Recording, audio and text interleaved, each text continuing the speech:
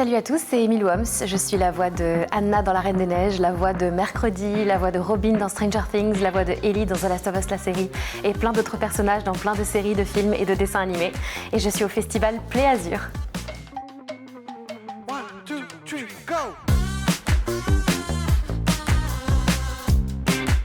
Je pense que ça a été assez évident parce que j'ai grandi dans ce métier. J'ai commencé quand j'avais 5 ans à faire du doublage et donc du coup je pense qu'au début je ne me rendais pas compte que c'était mon travail et puis comme tout le monde j'ai réfléchi à ce que j'avais envie de faire dans ma vie et c'était en fait complètement évident que c'était mon destin et que c'était ce qui m'attendait et donc j'ai jamais arrêté de faire ce métier.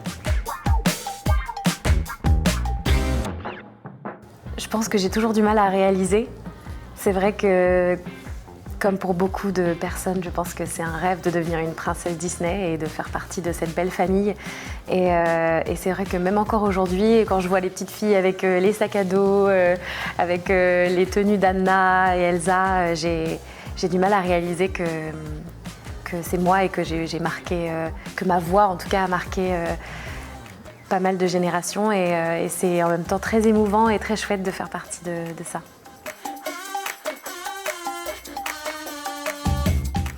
Alors c'est forcément différent.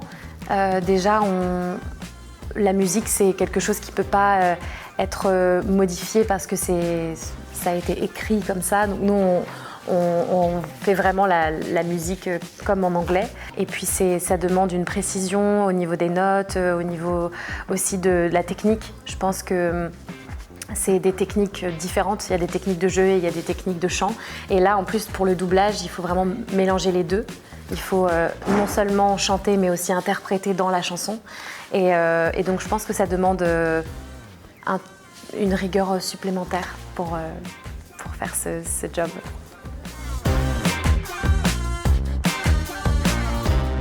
Je pense que c'était Mercredi, tout simplement parce qu'on a dû trouver un équilibre pour pas qu'elle ait l'air méchante, parce qu'elle a juste pas d'émotion. Donc, il fallait trouver le juste milieu pour lui trouver ce ton un peu froid, un peu sans émotion, mais pas méchant, parce que nous, c'est vrai qu'on est rempli d'émotions, donc quand on parle, on a beaucoup de nuances. Elle n'en a aucune, mais simplement parce qu'elle ne ressent pas comme les autres.